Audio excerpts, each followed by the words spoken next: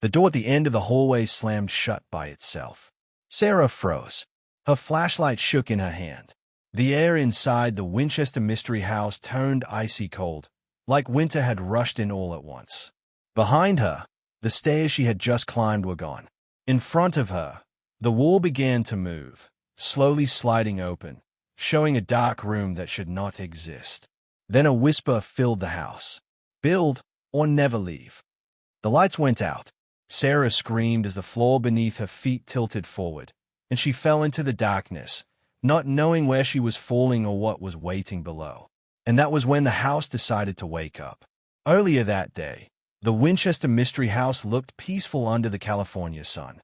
Tourists laughed outside. Birds sat on the roof. Nothing about it seemed scary at all. Sarah Miller did not believe in haunted houses. She was 11 years old, brave, and curious.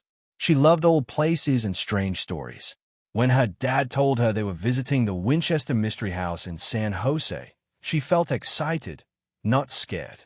"It's just an old house," Sarah said as they walked through the gate. "People just made up spooky stories." Her dad smiled. "That's what everyone says before they go inside." The house was huge. It had towers, tiny windows, and doors in strange places. Some stairs went up to the ceiling and stopped. Some doors opened into walls. The guide explained that Sarah Winchester, the woman who built the house long ago, never stopped building it. She believed spirits followed her, the guide said, so she built to confuse them. Sarah laughed softly. "That makes no sense." But as the tour went on, Sarah noticed something odd. The house felt wrong. Not bad, just strange. The halls twisted in ways that made her dizzy. Some rooms felt warmer than others. Some felt very cold. Then she heard it. Tap, tap, tap. It sounded like footsteps behind her. She turned around. No one was there. "Dad," she whispered. Her dad was looking at a window, reading a sign. The rest of the group was ahead. Tap, tap, tap. This time, the sound came from above her head. Sarah's heart beat faster. "Okay," she told herself. "Old houses make noise." But then she saw a door that was not on the tour path. It was small, narrow, and slightly open. A cold breeze came from inside. The guide never mentioned that door. Sarah stepped closer without thinking. "Sarah, don't wander off," her dad said. "I'll be right back," she replied. "I just want to see something." She pushed the door open. The room beyond was dark and quiet. The walls were covered in faded wallpaper with tiny flowers. There was a single staircase going down. Tap, tap, tap. The sound now came from below. Sarah swallowed and turned on her flashlight.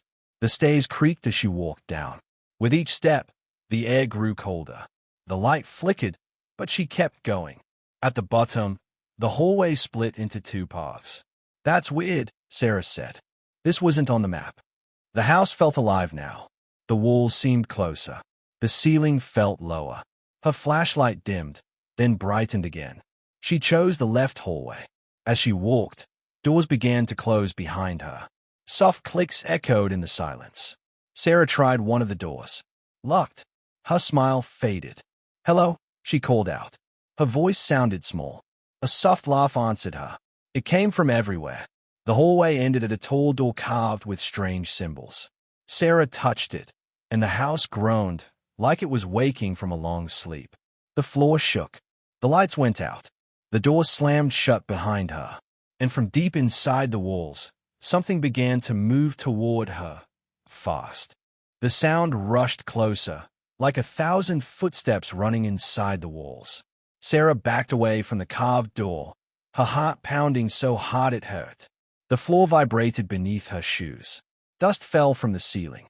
She covered her ears, but the noise did not stop. "Please," she whispered. "I want to go back."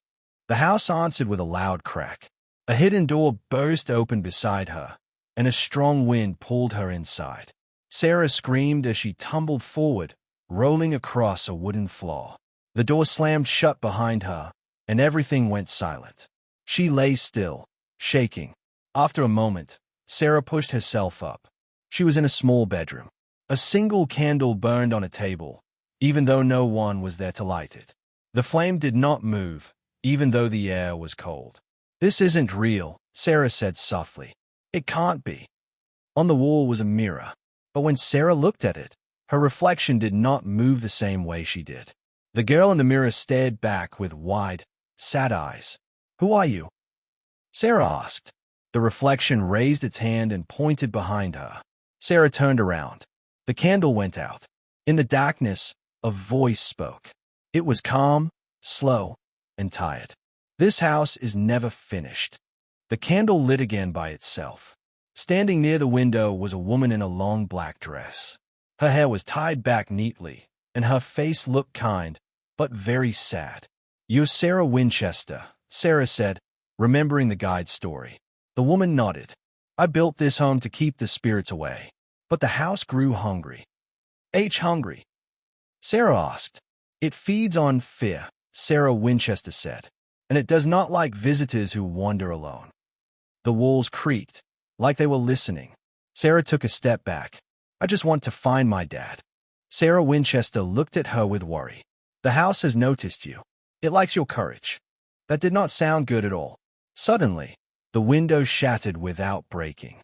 The glass stayed in place, but dark shadows poured through it, crawling like smoke. They twisted and stretched across the floor. "Run," Sarah Winchester said. Sarah ran. The door flew open as she reached it, and she raced into another hallway. The shadows followed, slipping under doors and through cracks. The house changed as she ran. Hallways bent. Stays appeared where walls used to be. She ran up a staircase that ended at the ceiling. "No, no, no!" Sarah cried. At the last second, a ladder dropped down from above.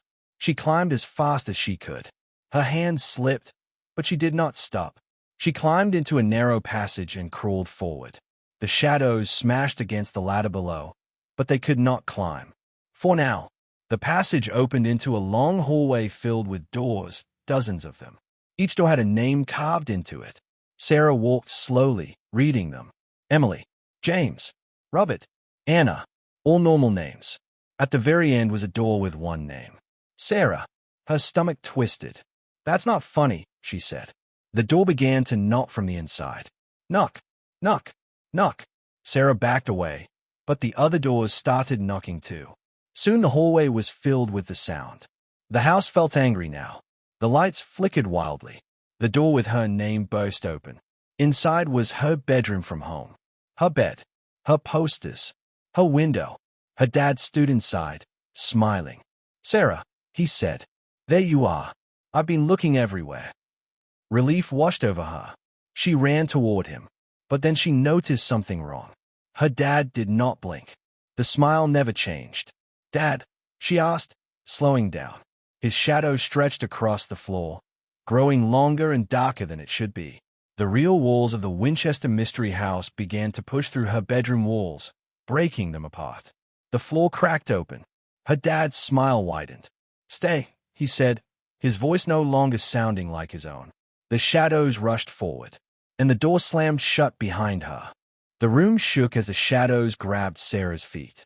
She screamed and kicked, pulling herself backward just as the floor split open. The fake bedroom peeled away like paper, and the smiling thing wearing her dad's face melted into black smoke. "No!" Sarah cried. She fell through the breaking floor and landed hard on her back. The air rushed out of her lungs. For a moment, she could not breathe. Then she heard footsteps. Real ones. "Sarah!" A voice shouted. "Sarah, where are you?" Her heart jumped. "Dad!" she yelled. A door burst open, and her real dad rushed in, his face pale with fear. He grabbed her and pulled her to her feet. "Oh, thank God," he said, holding her tight. "You disappeared. The guide couldn't find you." Sarah clung to him, shaking. "The house, it's alive. It makes copies. It lies." Her dad looked around. The hallway was normal again. Plain walls. "Quiet, eh? We need to leave," he said quickly. They ran. At first, everything seemed fine. They passed other tourists, laughing and taking pictures. Sunlight poured through the windows. The house felt calm, like nothing bad had ever happened. Sarah slowed her steps. "Maybe it stopped," she whispered. But Sarah Winchester's voice echoed faintly in her mind. "The house is never finished." As they reached the main staircase, the front door slammed shut on its own. Every tourist froze. The lights went out. Screams filled the house. The stairs began to move, twisting and stretching like snakes. Walls slid sideways, blocking exits. Windows vanished. A deep rumble shook the floors. "The house is locking us in," Sarah said. Her dad pulled her close. "Stay with me." The guide shouted, "Everyone stay calm." But the house did not care about calm. Doors flew open, and cold air rushed out. Shadows spilled across the floors again, darker than before. They rose tall now, shaped like people with long arms and empty faces. "They are back," Sarah whispered. The shadows moved through the crowd. When they touched people, those people froze, eyes wide, unable to move or scream. Sarah Winchester appeared at the top of the stairs. She looked weaker now, almost fading. "The house is angry," she said. "It wants a builder." "A builder?" Sarah asked. "Someone brave. Someone curious," the woman replied softly. Her eyes met Sarah's. "Someone young." The walls groaned, as if agreeing. "No," her dad said firmly. "She's just a child." Sarah felt the house pull at her, like invisible hands tugging her forward. "If it chooses you," Sarah Winchester said, "it will never let you leave."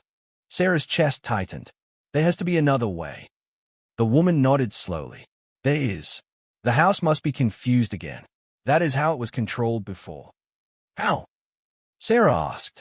"By building," Sarah Winchester said. "By changing it. Even one choice can break its plan." The shadows crept closer. "There's no time," her dad said. Sarah looked around. She saw a small door near the stairs. It led to a set of half-finished steps going nowhere. An idea sparked. "The house hates unfinished things," Sarah said. "That's why it keeps building." She ran to the steps and grabbed a loose board. With all her strength, she pulled it free and threw it down the hallway. The house screamed. The sound was loud and angry, shaking every wall. The shadows pulled back, twisting and shrinking. "Do more," Sarah Winchester cried. Sarah and her dad tore at the stairs, ripping off boards, breaking the perfect lines. Tourists joined in, pulling at walls, opening doors and leaving them wide. The house howled. Cracks spread across the ceiling. The lights flickered wildly. For a moment, the shadows vanished. The front door creaked open. "We can get out," someone shouted. People ran toward the exit. Sarah grabbed her dad's hand and ran too. Just as they reached the door, the floor dropped beneath Sarah's feet. She fell through another hidden trapdoor, screaming as the darkness swallowed her. The door slammed shut above her. She landed in a cold room far below the house. Alone, the walls began to move inward, and carved into the wall in front of her were the words, "Build or stay forever." The walls pressed closer, inch by inch. Sarah's breath came fast. The words on the wall glowed faintly, like they were alive. "Build or stay forever." "I don't want to stay," Sarah said, her voice shaking. "I just want to go home." The house answered with a deep groan.